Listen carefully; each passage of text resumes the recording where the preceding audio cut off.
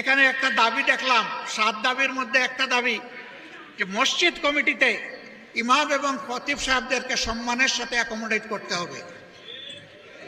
আমি আপনাদের এই দাবির সাথে একমত না। মসজিদ কমিটি হবে ইমাম এবং খতিব সাহেবের পরামর্শের ভিত্তিতে। এই কমিটির প্রাণ পুরুষ হবেন খতিব কিংবা ইমাম। তাকে বাদ দিয়ে নয়, তাকে সহযোগিতা করার জন্য এই কমিটি হবে।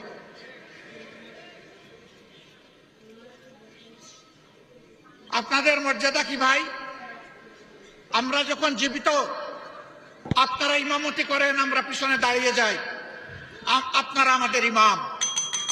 আমরা যখন দুনিয়া থেকে বিদায় নেই তখনও আপনারা আমাদের ইমাম। শুধু ব্যতিক্রম এতটুকু, জীবিত অবস্থায় আপনাদের পিছনে দাঁড়াই, আর দুনিয়া থেকে চলে গেলে আমাদের লাশটা সামনে রেখে আপনারা দাঁড়ান। আপনারা হচ্ছেন ইমামুল হাইয়া ওয়াল মাইয়া, হায়াতেও ইমাম, মৌতেও ইমাম। আমরা এই দিক থেকে কলিজার ভিতর থেকে আপনাদের প্রতি আজীবন সম্মান দেখাতে চাই। আমাদের ইমাম এবং খতিব সাহেবরা কারো করুণার পাত্র হবেন, এটা আমরা দেখতে চাই না। সমাজের ফয়সালা মিম্বর থেকে আসবে ইনশাআল্লাহ, সেই ফয়সালাই মিম্বর মেনে নিবে। হ্যাঁ, খতিব এবং ইমাম সাহেবরাও মানুষ, তারাও ভুলের ঊর্ধ্বে নন, ভুল তো হতেই পারে। ভুল যদি হয় এর সমাধান করতে হবে সম্মানজনক ভাবে। এই সমাধান এইভাবে নয়, আমার পছন্দ হয়নি, আমি দুপুরবেলা জোহরের নামাজের সময় বলে দিলাম যে উনি কিভাবে ইমাম থাকেন আমি দেখে নিব। আসরের নামাজের সময় দেখা গেল উনি আর মেহরাবে নাই। আমাদের ইমাম এবং খতিব সাহেবদের জন্য আমরা এমন ফয়সালা চাই না, এমন ফয়সালা বরদাস্ত করব না।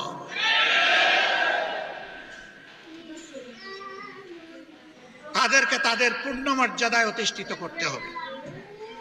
আপনাদের দাবিগুলা খুব ছোট, কিন্তু এত ছোট জায়গায় পড়ে থাকলে হবে না। আপনাদেরকে এই সমাজের দায়িত্ব নিতে হবে।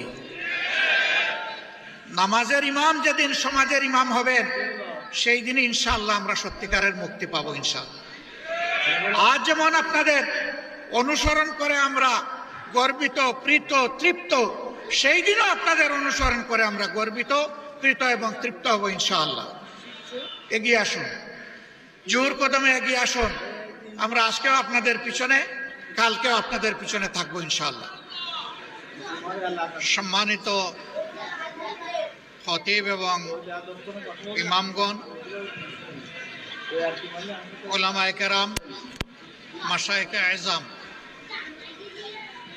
রাজনৈতিক নেতৃবৃন্দ, মিডিয়ার বন্ধুগণ, আপনারা সবাই কেমন আছেন? আলহামদুলিল্লাহি রাব্বিল আলামিন, ওয়াসসালাতু ওয়াসসালামু আলা রাসূলিহিল কারীম ওয়া আলা আলিহি ওয়া সাহবিহি ওয়া আহলি বাইতি আজমাইন। সম্মানিত বন্ধুগণ,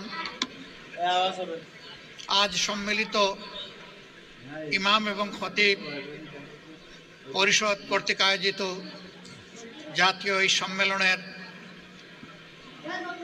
অতি সম্মানিত আয়োজকবৃন্দ, আমন্ত্রিত অতিথিবৃন্দ এবং যাদের নিয়ে আজকের এই মহান আয়োজন, সেই আয়োজনের সম্মানিত ডেলিগেটবৃন্দ, আজকের এই আয়োজনের 7 দফা দাবি আপনারা সামনে নিয়ে এসেছেন। এই দাবিগুলা নিতান্তই সংহত এবং একেবারেই অল্প। আমি ব্যক্তিগতভাবে আপনাদের এই দাবিতে থেমে যাওয়ার মানুষ নই। আমি মনে করি এই দাবি তো বাস্তবায়ন হতেই হবে। তার সাথে খতিব এবং ইমামদেরকে তাদের আসল মর্যাদা তাদের হাতে তুলে দিতে হবে। সেই মর্যাদাটা কি? এটা কি বাংলাদেশ থেকে এই যুগে বানাবো? অবশ্যই না। মসজিদে নববীর খতিব, মেহরাবের যিনি ইমাম, তিনি মসজিদকে যে মর্যাদায় প্রতিষ্ঠিত রেখে গিয়েছেন,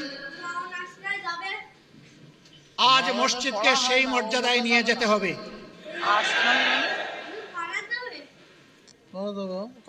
রাসূল করিম সাল্লাল্লাহু আলাইহি ওয়াসাল্লাম মহান রব্বুল আলামিনের পক্ষ থেকে দায়িত্ব পেয়ে মসজিদ গড়েছিলেন এবং মসজিদকে আল্লাহ তাআলার পছন্দ অনুযায়ী মর্যাদায় প্রতিষ্ঠিত করেছিলেন। রাসূল পাক সাল্লাল্লাহু আলাইহি সাল্লামের আলাদা কোনো পার্লামেন্ট ছিল না, আলাদা কোনো ক্যাবিনেট হাউস ছিল না, এবং আলাদা কোনো রাষ্ট্রপতির অথবা প্রধানমন্ত্রীর কোনো কার্যালয় ছিল না। সমস্ত দায়িত্ব আঞ্জাম দেওয়া হতো মসজিদে নববী থেকে। বিভিন্ন ধর্মের মতের মানুষ সারা বিশ্ব থেকে প্রতিনিধি নিয়ে তার কাছে এসেছেন। তিনি তাদের সকলের সাথে মিলিত হয়েছেন মসজিদে নববীতে।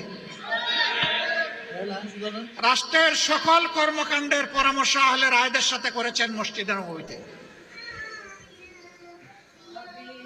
যুগের যতটুকু সময় মসজিদে নববী এবং মসজিদগুলোকে মর্যাদা দিয়ে চলেছে, আর এই মসজিদ কেন্দ্রিক যে সমাজটা দুনিয়ার যে অঞ্চলে ছিল, সেই সমাজই ছিল বিশ্বের ভালো সমাজ। আর রাসূল করিম সাল্লাল্লাহু আলাইহি সাল্লাম যে সমাজ মসজিদে নববীকে কেন্দ্র করে গড়ে তুলেছিলেন, সেই সমাজ সম্পর্কে আল্লাহ তাআলার পক্ষ থেকে তিনি সার্টিফাই করে গিয়েছেন, খায়রুল কুরুনি কারনি সুম্মাল্লাযীনা ইয়ালুনাহুম সুম্মাল্লাযীনা ইয়ালুনাহুম। হে বিশ্ববাসী, তোমরা জেনে রাখো, আজ আমি যে সমাজ ব্যবস্থা গড়ে তুলেছি, আল্লাহর কিতাব এর ভিত্তিতে এই সমাজটাই হচ্ছে বিশ্বের সর্বশ্রেষ্ঠ সমাজ। এর আগে এই ধরনের কোনো সমাজ জন্ম নেয়নি, এর পরে ওই ধরনের কোনো সমাজ জন্ম নেবে না।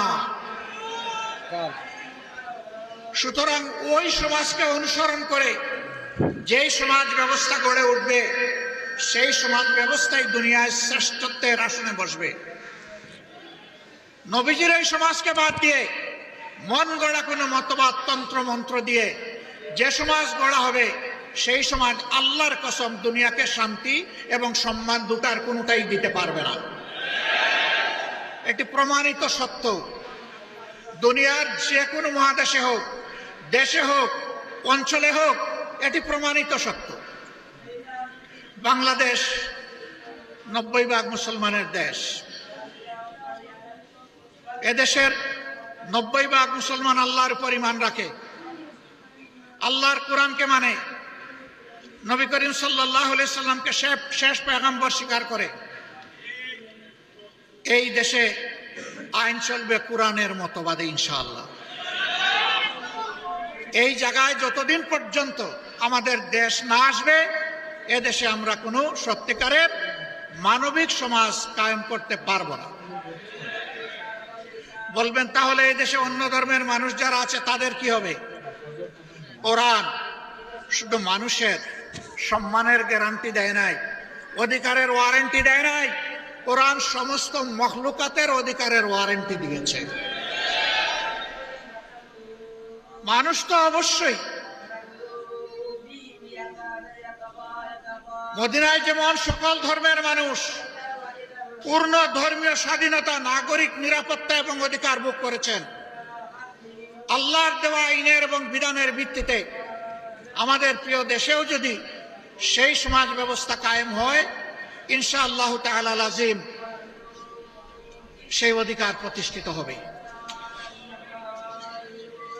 কাজেই এখানে একটা দাবি দেখলাম, 7 দাবির মধ্যে একটা দাবি যে মসজিদ কমিটিতে ইমাম এবং খতিব সাহেবদেরকে সম্মানের সাথে অ্যাকোমোডেট করতে হবে। আমি আপনাদের এই দাবির সাথে একমত না। মসজিদ কমিটি হবে ইমাম এবং খতিব সাহেবের পরামর্শের ভিত্তিতে। এই কমিটির প্রাণ পুরুষ হবেন খতিব কিংবা ইমাম। তাকে বাদ দিয়ে নয়, তাকে সহযোগিতা করার জন্য এই কমিটি হবে।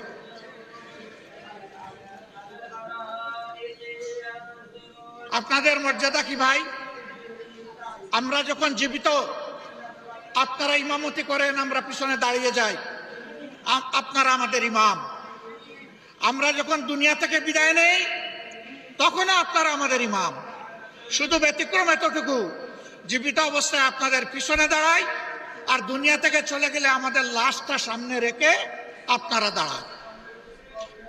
আপনারা হচ্ছেন ইমামুল হাইয়া ওয়াল মাইয়া, হায়াতেও ইমাম, মৌতেও ইমাম।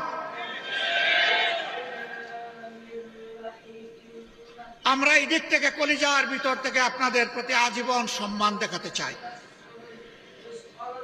আমাদের ইমাম এবং খতিব সাহেবরা কারো করুণার পাত্র হবেন, এটা আমরা দেখতে চাই না।